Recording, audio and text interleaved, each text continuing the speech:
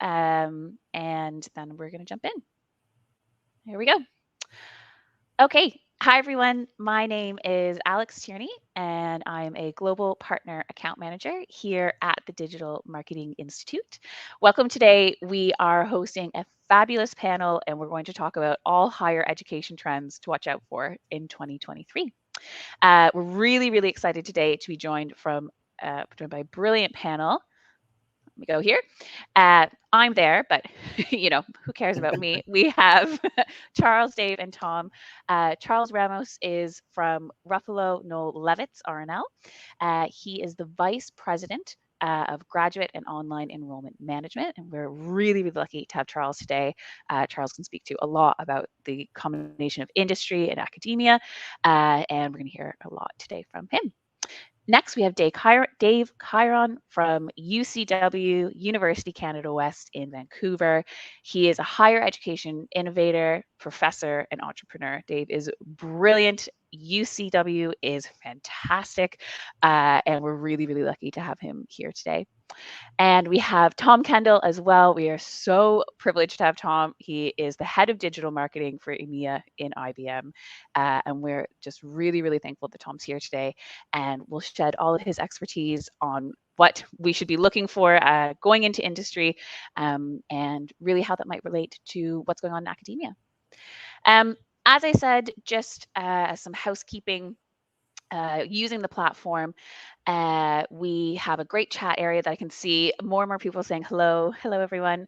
We have Keighron from Northern Ontario, Mark from Bentonville, Mary from South Carolina. So hello. Great that you're using the chat. There's a handout section out there too. If you're just wondering if this is your first time hearing about the Digital Marketing Institute, you want to know who we are, there's a handout there to give you a bit of information. Feel free to download, have a look, get in touch if you have any questions or are interested in anything we talk about today. So what are we going to talk about today? First, I'll just mention who the Digital Marketing Institute is, why are we hosting an event such like this, and then we're going to jump into the meaty topics of today. We're going to look at higher education in 2023. It's such a buzzword that education is changing, there are changes coming in education, all this kind of stuff, but what does that really mean? And what does that mean specifically in 2023? So we're going to talk about the value of higher education. What are students looking for? What gives them value? And also, quite importantly, what are the institutions still trying to do? I mean, they have a very clear idea of what academic institutions should be doing, but are there complications coming up with all these ideas of changes in higher ed? How to prepare students for employment will be next, and we'll be talking about perhaps a gap between industry and academia. How can that be filled? What does the the post-academic student and applicant look like? So, Tom, what are you seeing in applicants to IBM?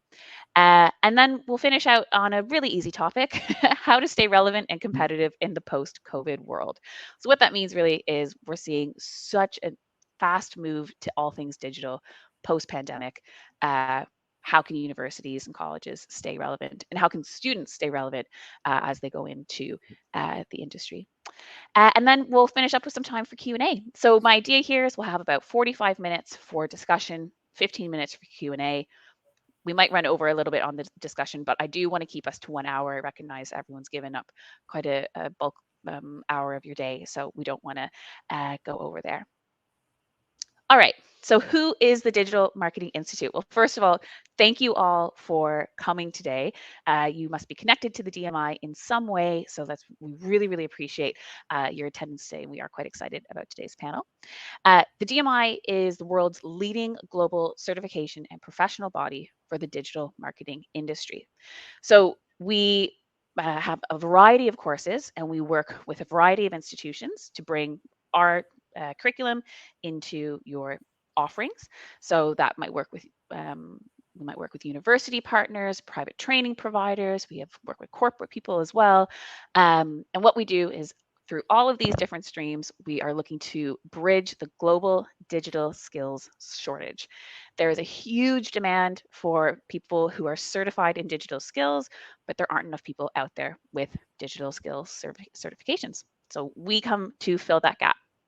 What we do is we work with industry leaders to validate and update our curriculum to the highest standards. Tom is one of a couple of people who are on a really fantastic board that we've built ourselves called the Global Industry Advisory Council. So we have people from the likes of IBM, from HubSpot, from Google, from a variety of non-digital areas as well. So we'd work with Coca-Cola, we'd work with The Economist, a variety of different people. And what basically we want to do is make sure that we have the best of the best in industry, look at our curriculum and say, this is valid, this is out of date, bring in this trend, it's coming down the line. So ultimately, what we want to do is make sure that our students and our graduates are going into the world with the absolute best certification they can get. As a result of doing all this, we set the global standard in digital marketing education and certification. As you can see, we work in over 100 countries. We have over 220,000 DMI members, and we've certified to date over 50,000 students. So we're really proud of what we do. We're really excited about what we do, but we could not do it without all of our brilliant partners. We work really, really well with university partners. And this is just a sample of some of the partners that we work with. We actually have 76 universities that we work with globally.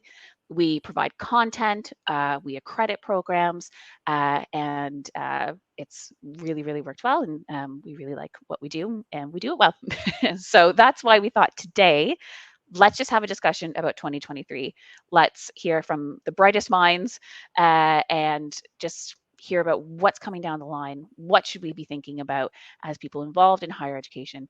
And I'm really glad that everyone attended today. So I will stop talking soon and pass over to our brilliant minds, as I said. And really, what I want to do is now talk about students and what they're looking for. So these are the sort of prompts that we in our preparation wanted to explore here. And the first point here talks about this idea of a commodification of education. So that's a pretty jargony line there. But Charles, I think I'll start with you. In your opinion, is education being commodified? Has it always been commodified? Also, what does the commodification of education even mean? So anywhere you want to start with that. I think this is a great question to start with, because what's key is the fact that you're right, commodification has actually entered higher education. I would say it was even pre-COVID, but it was probably particularly within the last 10 years, we've seen a significant increase of that. It wasn't always the case. I think many times students and families, whether you're at the undergrad or graduate level, identified the experience as being one that was generally beneficial for them as a whole, a more holistic manner. And what you're seeing today is the fact that you see more and more students that are looking at, they want to be, one, they're interested in the program of study that they're interested in. Do you or do you not have it? Which is the absolute first sign of commodification. I mean, it's do you have what they want or not? And if not, then they'll move on. Brand is becoming less and less important at the initial stages of their research as to who they want to dig deeper with and engage with to determine whether or not they're going to enroll at an institution. But that's important because obviously that's top of funnel. And if you can't get somebody top of funnel based off of what their interest is, then you've got a problem. And so program and outcome is the other piece. They're absolutely looking at, do you have the product? And I know in higher education, we don't like to talk about it that way, but the product is your program. Do you have the product that aligns with the demands, not only of the students, but also of those eventually looking to recruit those graduates after graduation? Do you have those programs? And if you do, great. Then the next question is, well, in what way can you position me at a competitive advantage versus my peers who may be looking at the same program? What is your value proposition? And these are demands of the market. Higher education, unfortunately, for years and years, has not been very good at conveying value proposition. It tends to convey more process and features rather than tying and explaining how those features then convert over to benefits to the market. And the market is keyed in on those benefits, which again, they're then therefore, looking at higher education as a commodity. The demands then move on from there. It's at that point, student expectations or prospective students' expectations are that then the institutions that they do select as the ones that they at least look into more deeply. Speed is key. They want expediency. They want you to respond to their needs ASAP. They're looking for personalization and authenticity. They're also looking for flexibility, obviously. And I mean, and if there's anything, that flexibility comes predominantly in when you're looking at modality. Obviously, COVID forced everybody to be able to have to go digitally. And it was interesting to see in a lot of the research that we were doing recently at RNL as to what is the snapback. And what we noticed is that there was some snapback once life got back to normal in terms of students and institutions going back to face-to-face. But that snapback only made its way about halfway back to what it used to be. So it's absolutely showing that students are wanting to stay in more online. And what we're seeing is that actually about 80%, particularly in the in the graduate area and the adult area, 80% are looking for at least a hybrid experience. Again, looking at it more as a commodity rather than just taking what the institutions are offering and accepting that for what it is. That's really interesting. I mean, there's so much there. What an ideal response to the first question here, because there's so much that we'll unpack and kind of touch upon as we go through today. But just even on that last point there about students looking for this hybrid model and all of that, and having the agency, sort of more of an empowered agency in 2023 to make those choices that I'm going to take X university over Y. Dave, for you, and of course, feel free to answer the first question here, but as an educator yourself, how are you finding that snapback that Charles was talking about? Are you seeing that demand from your students that want they want some aspect of classroom and then some aspect of online? Or are they fully online and they're okay with that? Well, I think it comes down into two kind of different perspectives because, dealing with Canada alone and dealing even with University Canada West, we're dealing with a couple different types of customers. Like we've got the customer that wants to relocate and start a whole new life in Canada, Right. which is a totally different, value offering that they're looking for. Yes, they're looking for the value because the degree still has value, but the degree on top of the value that leads you towards a permanent resident status is another piece that's on top of that element. So, and when we're talking about University Canada West students, and even probably most students that are in the international pathway, are looking for that flexibility, meaning I want to work and study as I build towards my permanent resident element. So yes, we are definitely seeing a real push towards online. Now I teach in multiple institutions. I teach undergrad as well as graduate level students, and I see it across the lawn. Every time we put an online course on, it fills up automatically.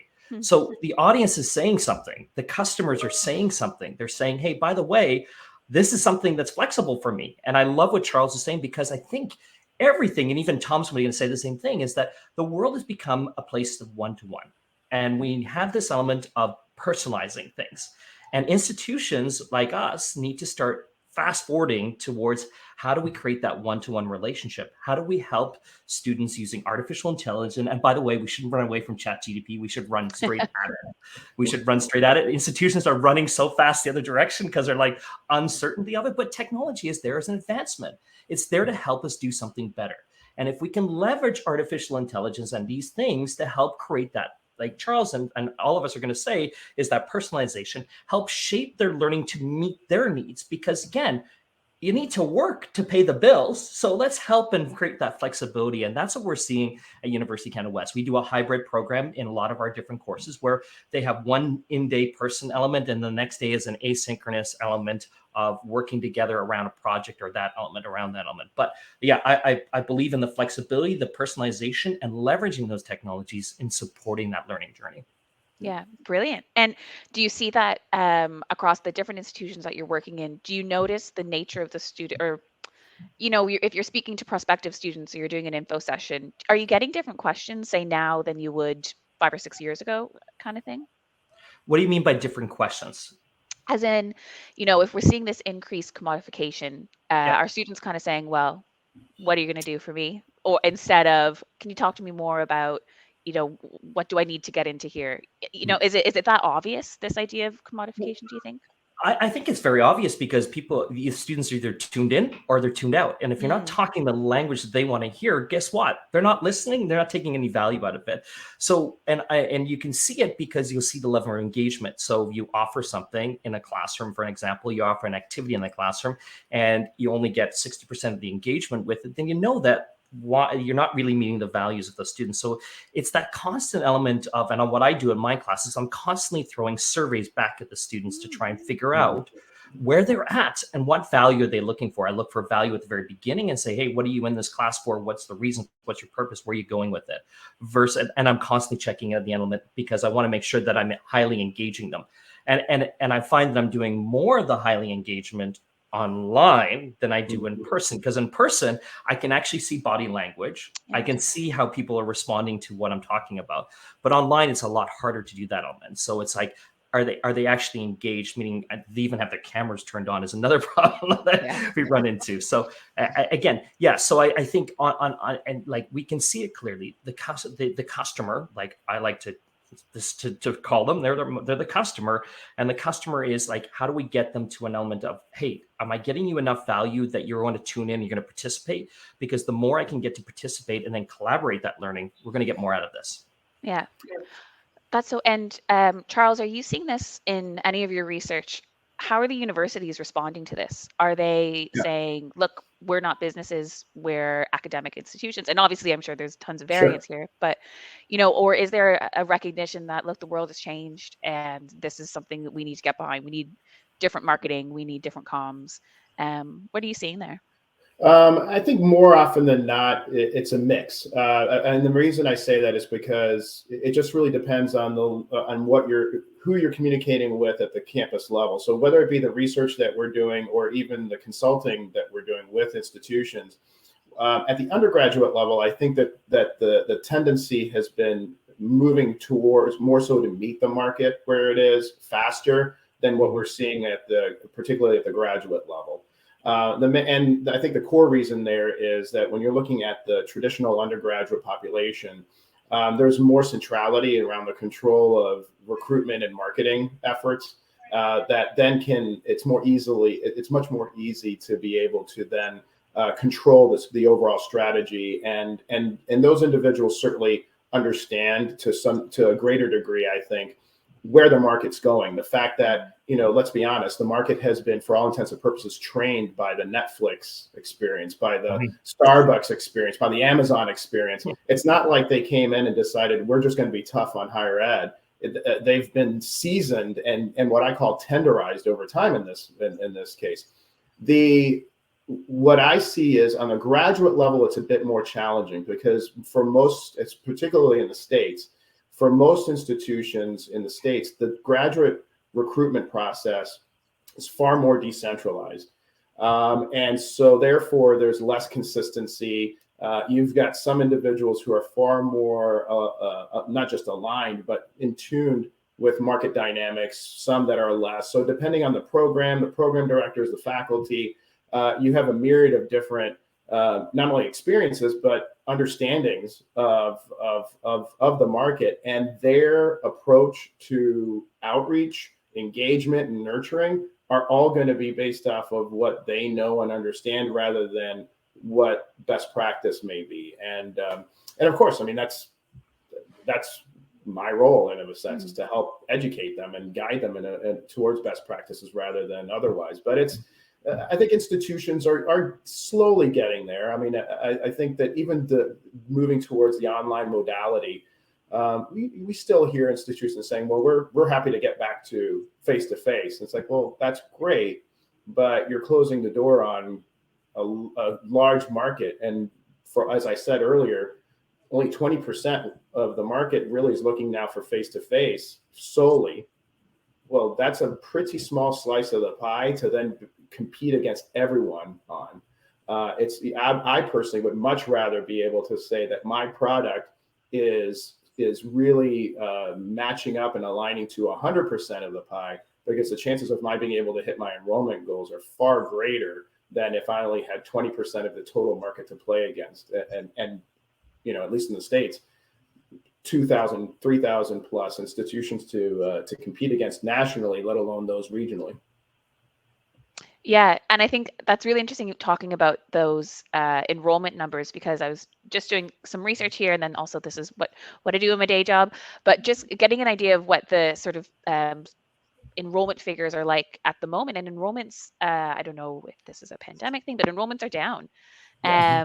So this is another thing, and I imagine everyone in the audience today too, working in higher education, is feeling this as well. So Yeah. there's a way where, yeah, what are we doing here in that way? Well, and in the States, at least, I mean, the research that we've been doing recently, what we've seen is the fact that enrollments at the undergraduate level for face-to-face are down. What we have seen, though, is that enrollment, not just generally, but also the opportunity for continuous and sustainable growth is really in the online space, both for undergrad and grad. So institutions interested, which I would hope that everybody would be interested in growth and sustainable growth, really need to be looking in that direction, because that's what the market demand is pushing us to do. Those who end up, and those end up really being successful for the long term are going to be serving what the public needs and demands are. Those that are not are going to be the ones that are going to want to just revert back to the way things used to be, unfortunately. But that's a key factor, is to be able to make sure that you're aligned with market demands, because otherwise you're going to fall short and you're going to fall behind. Because honestly, what online education does is it really provides it's the great equalizer. At this point, then again, because the market is looking more at higher education as a commodity, the fact that you offer the program and the outcomes are good and it's online, brand is not as important anymore, as I said before. So it's the great equalizer. And how are you playing in the game that is far more equal than what it was even just 5-6 years ago? Yeah. And you're Sorry, seeing, Dave. I just want to chime in, because I love what Charles is saying, because again, I think where we're seeing people and where students are heading is they're heading towards specializations. They're not going to the general degrees anymore. They're going towards these specializations. They're looking for particular outcomes to get out of the degree with something that gets me into industry. And the unfortunate part, and I've run through this all the time, and I'm sure it's the same for Charles and across the planet, but a lot of these degrees are set up in ministries of education or that element, and they're tight structures. And I was having this conversation the other day, is that, well, you have to act within the program learning outcomes and you have to act within the course learning outcomes, but it doesn't give you a lot of flexibility and freedom to be able to start to align some of those pieces to get better outcomes and get the customer better outcomes as we're moving forward. And it's hard to shift those. Like, in order to shift them, you have to go through a process, and the process is almost kind of process is broken, and it's not a flexible process. We talk about agility, and we talk about businesses needing agility people. Our institutions are a little bit harder to have that flexibility and agility, and we need to try and shape them to move in that direction towards that flexibility and agility. And how do we need to push some of our institutions, but our institutions want to be there, but we also need to push the ministries and government and education to shift in that direction too. Yeah, absolutely, because they're the ones validating the programs. So yeah. And just, Tom, this was a question I was going to wait till our next slide, but I thought, while we're here, are you seeing it all, say with they might be new grads or just early career professionals, because new grad at this stage can be anything really. Yeah. Are you seeing a new type of early career professional come in to IBM? Is it looking different than a professional 5-10 years ago?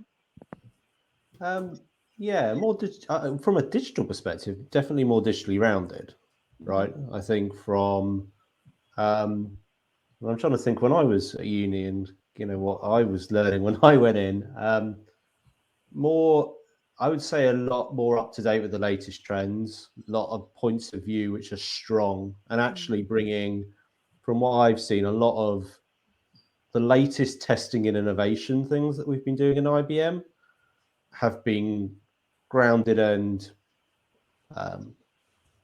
provided by our new hires. A lot of being down to the ground of what can resonate, especially for, I'm talking B2B, but if you're talking B2C as well,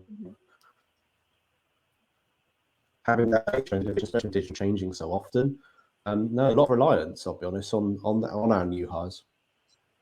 That's fantastic. Your internet cut out just a tiny bit at the end there, but I did hear you're sort of the new innovative approaches are coming a lot from the new hires in that way. So that is so interesting, and it really speaks to the nature of everything we're talking about today, where people are trying new things. They're outside of the box. They're the opportunities offered by digital changes all the time.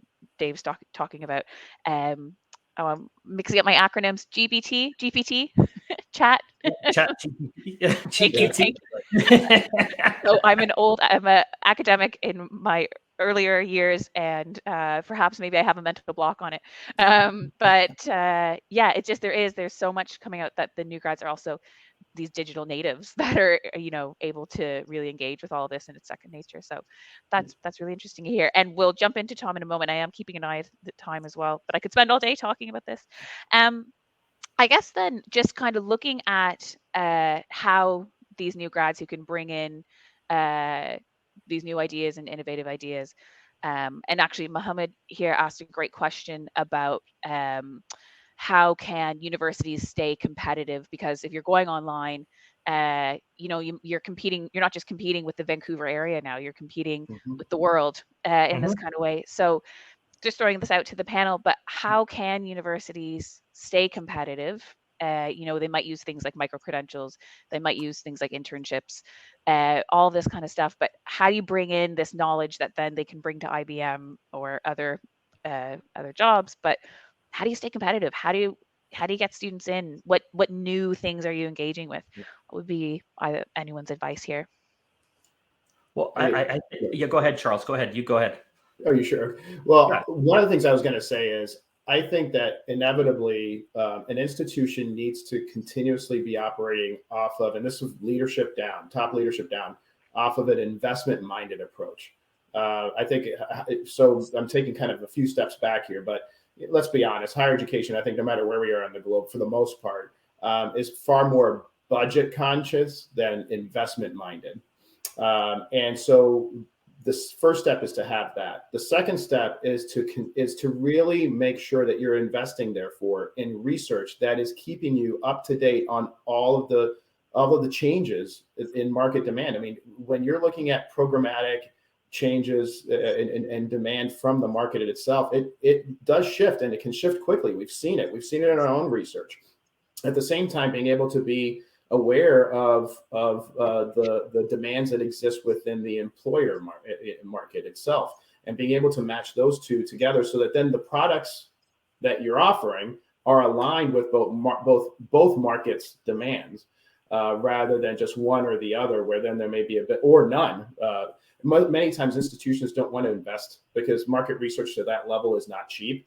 But I would much rather make sure that the programs and therefore the product I'm putting out as an institution, I would much rather spend $100,000 on research rather than putting together sort of pet project programs that then may cost millions of dollars, and you're not bringing in the ROI because there's no demand for it in either the employer market or the overall prospective student market. So I think that's a key piece to keep in mind before you even start looking at anything else.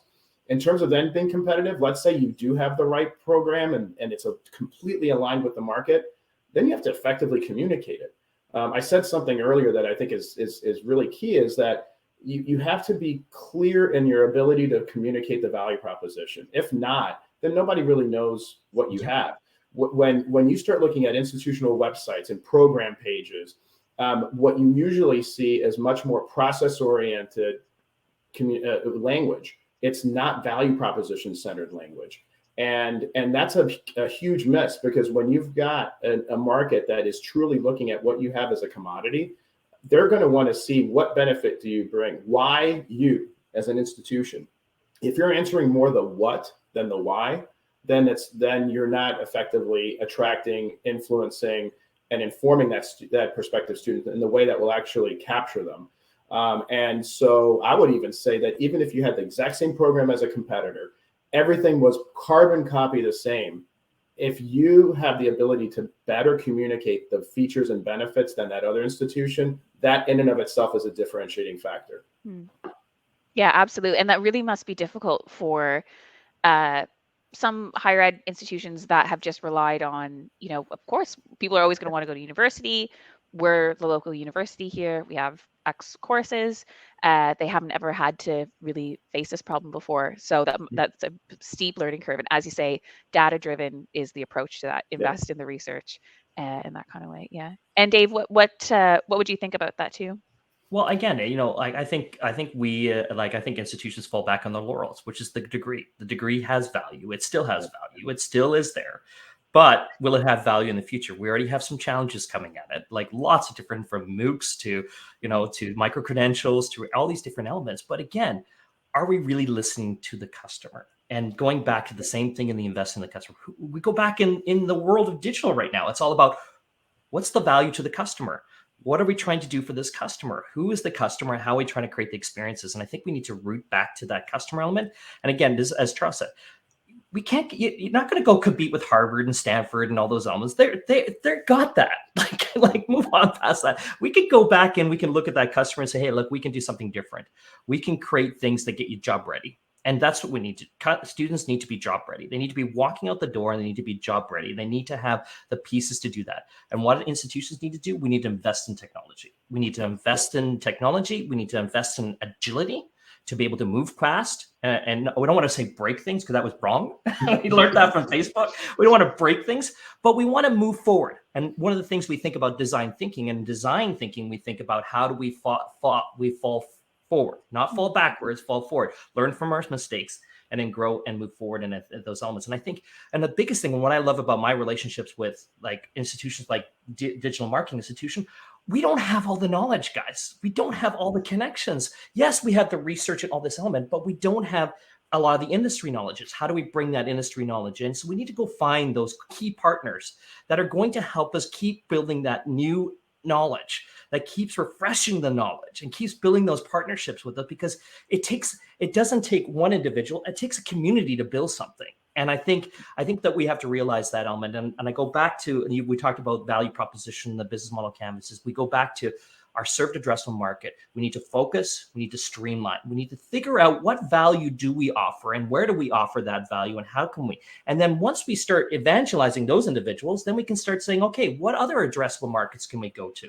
What other total addressable markets can we take our brand to and support the industry element of getting students jobs? And that's the most important thing I think out there, is that no matter what, if you're on a PR status or this element, at the end of the day, the degree should lead to a job. And if it doesn't lead to a job, then something's broken. And we need to go back and figure out how do we add more value to this in order to help the student get into the process. But I also think, and I'm sorry, last little piece, I also think students also need support, because I think a lot of students don't really know what they want. And they're going down these pathways and they have no idea. They've been directed down a pathway and they get to the end of that pathway and they figure, hey, like, where am I at? And we can see it. We can see it in the stats. I think in the United States, it's like 27% of grads are the only ones that ended in their major. Like, whereas, like, where's the rest of it? Like, so something went wrong along the way, and they ended up with a degree that doesn't give them a job in the end of the way. And it's a negative effect on our economy, of course. But yeah. No, that's so true. And I say this as someone with a PhD in history. I was really searching for that job. I took it to the limit, and I absolutely loved studying, and it was brilliant. But there was that, and again, sometimes it's the nature of an arts degree too, where the applicability isn't there right away. But in these areas when we're studying marketing or we're studying business, that's what you need. Oh, we've lost Tom just as we were about to go over to him. I think his internet was going. Well, while I will move on to look at industry, speaking of industry, and I was just going to say, switching away from Tom for a sec, I guess on this gap between industry and academia, and actually, Dave, sticking with you, you kind of live in both these worlds as an academic, as an entrepreneur, innovator. You must have these sort of needs in your pedagogy when you're a professor, but then you know the industry, you know what students need and all that kind of stuff. And how do you find that balance? I mean, you've been talking about it so much today, but when you're in the classroom, students need to hit different levels of theory when they're studying something. But then what does industry preparedness look like for you in university? How do you balance that? Charles, I'm coming to you next. Yeah, I'm coming to you next. I'm ready. Well, I think the best way to attack this is that we know the institution has a great system of problem solving. We have research, we have those elements. We can teach problem solving skills. Now, how do we take those problem solving skills and how do we apply them to helping solve industry problems is where the next evolution of this element. But we also need some other skills in there. There's some of those hard, soft skills in there that students need to learn on those elements, from like communication skills to leadership skills, and even into actual tech skills, like technology skills that they're going to be able to use in order to solve those problems. So, and typically for me and my courses is I'm constantly wrestling with these things, trying to figure out, okay, I need to get these learning outcomes done. I need to get these learning outcomes across, but I also need to make sure that they have these core competencies. They're getting these tech skills. And by the way, the most important thing is, how are they getting the experience? How are they getting getting those skills and then applying them, so they can actually start testing them and practicing them and leveraging those things. So I do a variety of different things within my courses, and in order to try and connect all those pieces. Number one is I always work with a client.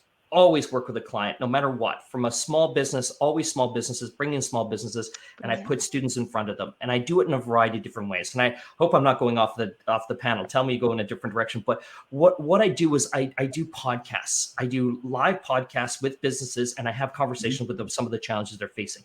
Then I line them with students in a variety of different ways, from business case studies to exams to even working on projects to help solve those customers' problems.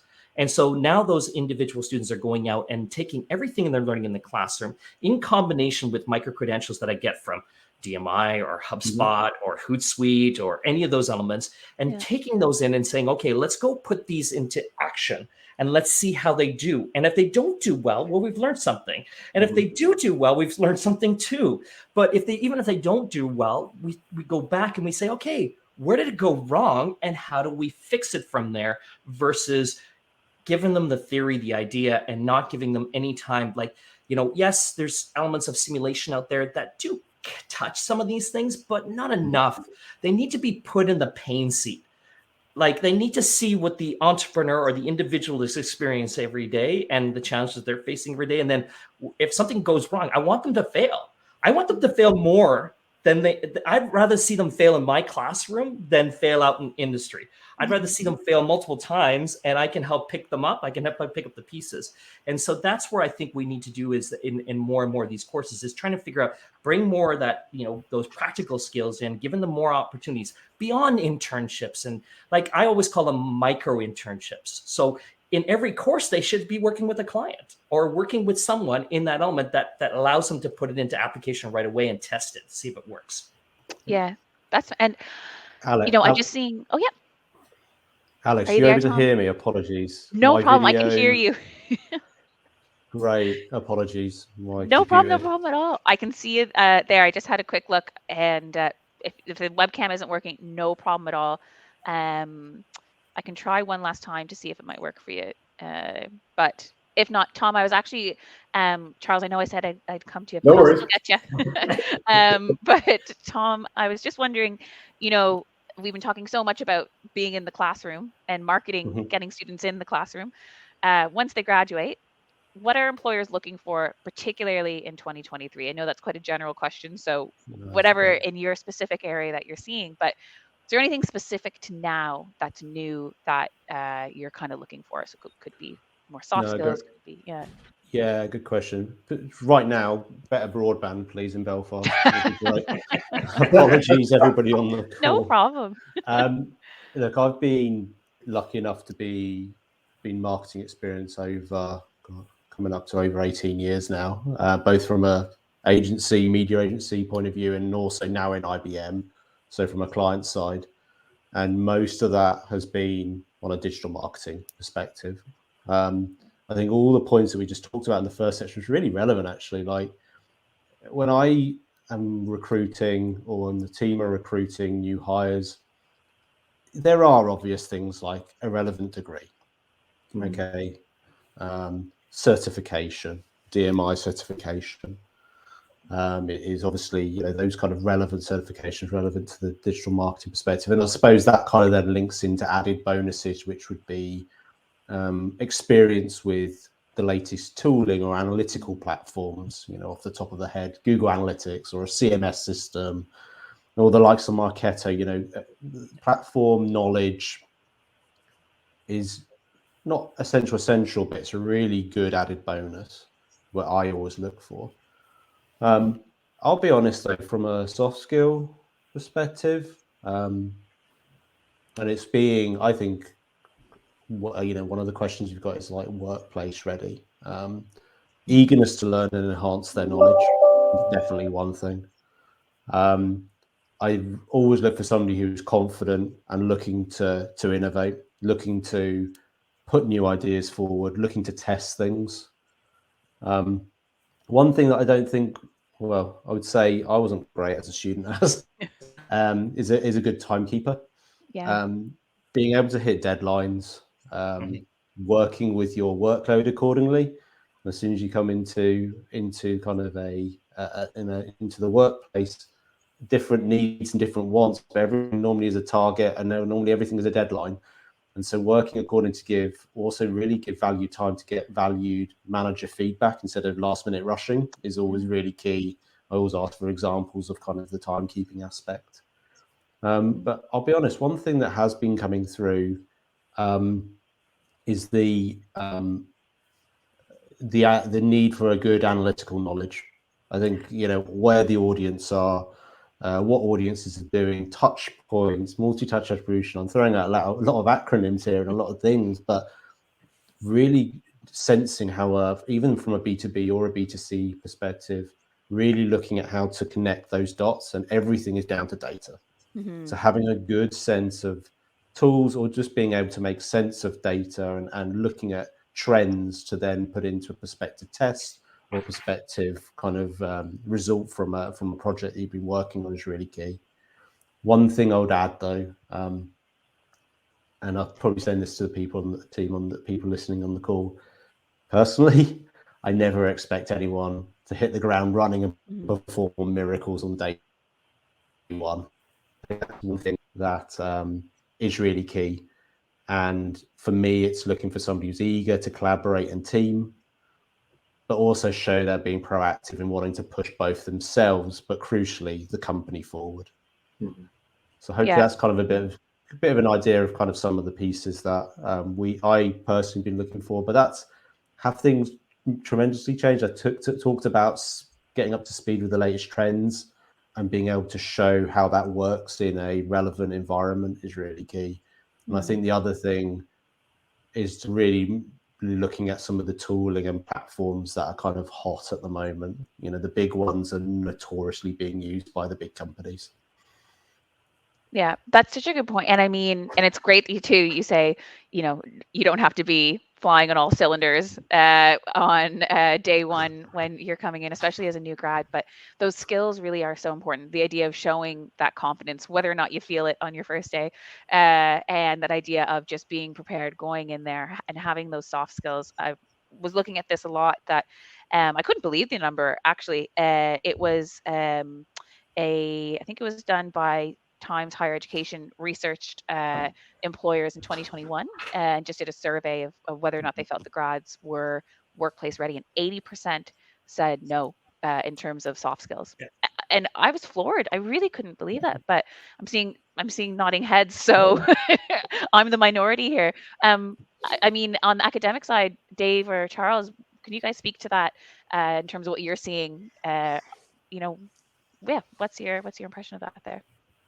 Well, I can just say that students enter my class. It's a real big wake up call, because a lot of them are not prepared for what is ahead. and you talk about soft skills, a lot of them don't know how to communicate, don't know how to communicate effectively, don't know how to manage their projects effectively, not looking at the information that's in front of them and directing and guiding it. And by the end of my class, they're changed. The system has changed, but I don't think that's happening across the entire institution. I think I'm a standout in that element, and I think that yes, the soft skills, but I also think there's a kind of this element of that soft skills and then leveraging the technology around you. You've got all these tools around you to help you with these things, like they're all there. And I think there's a nervousness to try and test things to help support that element. So I think, the combination of soft skills and tech skills are one things I think are very weak when they enter my classroom. Mm-hmm. I think it's, from my perspective, I think it's almost, there's a systemic component here. And what I mean by that is that a lot of times people will say, well, higher education didn't produce individuals that had these skills. Well, I think it's, again, systemic. I think sometimes it's looking at the symptom and identifying it as the problem rather than the fact that in reality, these are students that have been developed over time across multiple stages of education, for which then by the time they got to higher ed and to your class, Dave, they just weren't prepared for that. I mean, and so that level of lack of preparedness is systemic, it doesn't happen because of just higher ed. Now, a higher ed institution and faculty, I mean, the great thing is, I can already see, I'd love to be a student in Dave's class. I mean, there's a level of demand that exists there, but as mentioned, it's not consistent. You don't see that level of consistency across from class to class, even from program to program. Those are some, I think, key factors that really play a role in this. But and you hit it spot on. I mean, it's tech, data analytics. Those are the biggies that stand out. Those are the biggies that I know that through conversations that we have with corporations and organizations that they desperately need. And even as they look at their own employee base, it's what they're looking at in terms of investing in upskilling at least a subset of their employee base in that, which therein lies an opportunity for higher education. That honestly has been it's been a little underwhelming as to how higher ed has not gone down the route of corporate partnerships as aggressively as it should. Yeah. And being able to work with corporations and it's always dangerous when you go with an N of one. But apart from the conversations that I have, my wife is a CHRO for a global company. And so one of the key issues is they've got individuals who they feel confident in that may be missing certain skill sets, whether they would be soft or not.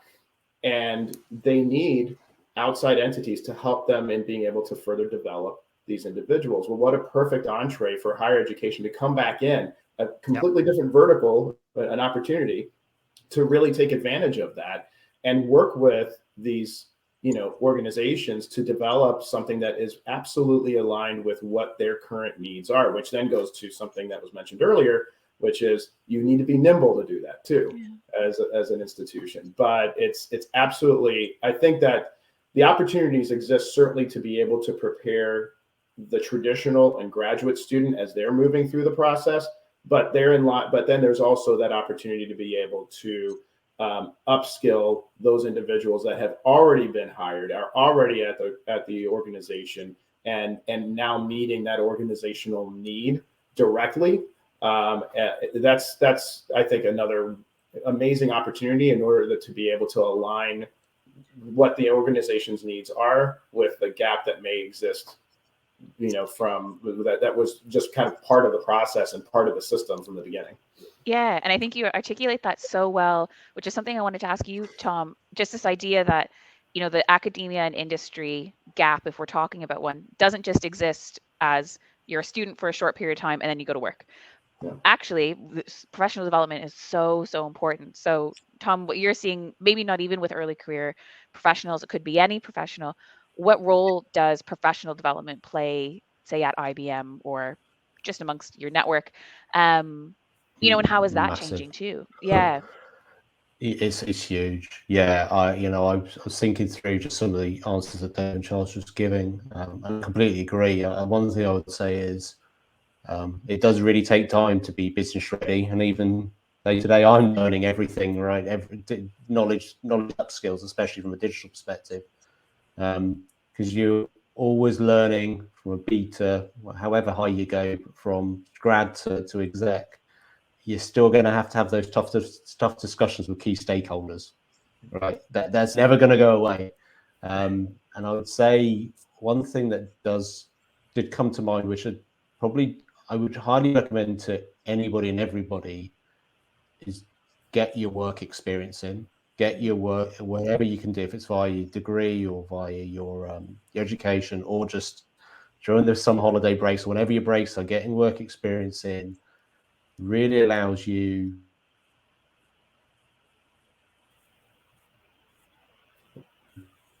one was about data, making clear, informed next decisions. But I'll be on another place which I really saw the benefit was observing and learning about how to present clearly and crisply and confidently to key stakeholders, including sales, your bosses, your peers. That was a really key thing that's always come through, especially from a work experience point of view. And kind of to back onto your point, which you asked before, which was, how is it evolved? IBM has quite a, not a strict, but I have to do up to, minimum of 40 hours learning a year, minimum. Wow, that's fantastic. Minimum of 40 hours of learning a year. I did that, and I was actually looking, I'm telling you now, 40, I've already done 38, near enough now. In 2023. Yeah. So I think you can work out your own learning schedules, but yeah, it's always on. Is probably the big thing to say. That's I fantastic. probably was And that cutting is... in a bit in and out. Apologies. Oh, sorry if I'm cutting you off. I was just going to turn to Dave, and it looks like you have something to say. Well, because I want to build on this, because you Charles identified something, and I think even LinkedIn said this not too long ago, was the transferable skills. We see the change in the market. COVID's happened. What happened in COVID? Well, we all got locked down, and guess what happened? All those restaurants, all those hospitality service elements, they went out and they lost their jobs. But they have transferable skills.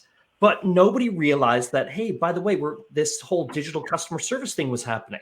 Why were they not transferred over to these elements? Why were they not? So this is where our academics can step in. This is where institutions can step in, like Charles is saying, and support that. Because honestly, guys, we want the right people for the right organization. I'm sure IBM wants the right people with right culture, right values, that believes in what IBM's trying to achieve, what their vision and mission is. And it's hard to find those individuals. And when we find those individuals, we let them go, versus saying, hey, what transferable skills can we take from that and find a way that we can migrate you into other areas, and we can leverage our partnerships, possibly with institutions, to help get those transferable skills so that we can maintain that going concern, because it is hard to find people that believe in what you believe in. So yeah, I don't absolutely. Yeah. And I think it's funny, because when you think about it, if managed correctly, this can be something that is somewhat economy safe, because when things are great, you've got companies that are looking to hire more, really bringing people in, and then being able to then bring these individuals up to what that company needs, or the organizations and companies and employers need. But when things are not as strong, i.e. now, as the economy wanes and companies are laying off individuals, there is now what it's causing is it's actually compounding some of the challenges around skill set. And so they need to be able to definitively take those individuals that are still working for them and upskill them, because this laying people off did not fix the problem. In fact, if anything, it probably exacerbated the problem of having certain skills in hand.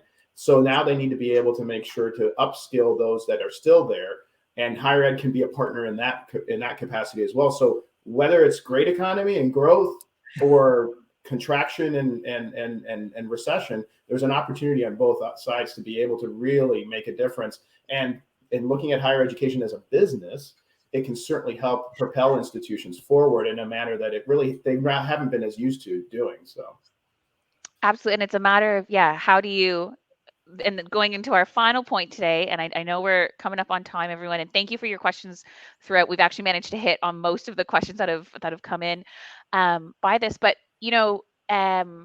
I mean, we've spoken a lot about digital and blended learning methods. I think that's inherent in all of our conversations, so we'll park that. But I mean, Charles, what you're saying here about how can universities stay relevant? I mean, the idea is changing the perspective, whether we like it or not. Education's getting commodified. Universities need to think of themselves a bit more as businesses to the benefit of students. As Dave's saying, with customers, students are customers. They have power, they have needs, they have things that they need to be met. There's a bit more of an equal relationship there, hopefully. But I mean, this is going out to everyone. This doesn't have to be just a digital curriculum, but we've heard from Tom, the demands of industry are quite big. And again, don't have to do it first day on the job, but the demands are quite big when it comes to data, when it comes to bringing new ideas, all this kind of stuff. So how can universities, easy question, as I said at the beginning, how can universities keep their curriculum up to date? How can they keep it relevant? What does that look like? Dave, I thought you had some great ideas about, what you're already doing with bringing in the small businesses and all that kind of stuff. So maybe we'll start with you. Yeah, and I think it comes into like we talk about why some businesses are successful. The businesses are successful because they collaborate. They, we're not the jack of everything. We don't know everything, but we have partners out there, and there's a lot of variety of partners. We have partners that can give us additional knowledge that's more relevant to industry that we can bring into our programs, such as the DMI and other things like that. But then we can take that we can kind of marinate that, we'll say, and then we can take it out to smaller industries and help them start solving problems. And that in turn, then we're going to see some pain points that are coming out of these smaller elements. And then it pushes back up into our partnerships again. Hey, by the way, these are dealing with chat GDP. What are you going to do about it? And we push that back up to our industries, and they're working with us. And it's the flow of that element back and forth. If we can I think as Charles and I are starting to think, if we can be the pivotal point here in helping support the economy, meaning the businesses and the industry, by giving them the relevant skills and opportunities to develop either their current employees or future employees, I think that's where it is. And I think we need to be agile. We need to be flexible, and we need to move, and we need to respond to the customer in a way that instantly, none of this like 6 months, 2 years, 4 years down the road. We need to be responsive, and we need to change immediately to meet the needs of those two entities. Yeah. And I couldn't state that any better. I mean, I think what I would say is, hearkening back to what I said before about research, have your finger on the pulse of the market. You have to. I mean, otherwise it's a huge blind spot. You have to be able to do the market research in terms of to be able to understand, again, not just the prospective student market, but then also the employers and what their needs are. Be able to be open to have partnerships like DMI and other partnerships. The way we work with campuses at RNL. To fill in the gaps that the institution doesn't have in order to be much more responsive. Because again, corporations are not going to want to wait 6-7 months. Once there's an agreement and alignment around, you can help us with X, great. When can you start? If you say anything beyond probably 6 weeks, it's probably too late. Yeah. And then the other thing is just communicate and engage with corporate leaders. Find out what it is that they need. Don't come in saying, hey, we've got these programs or these certificates.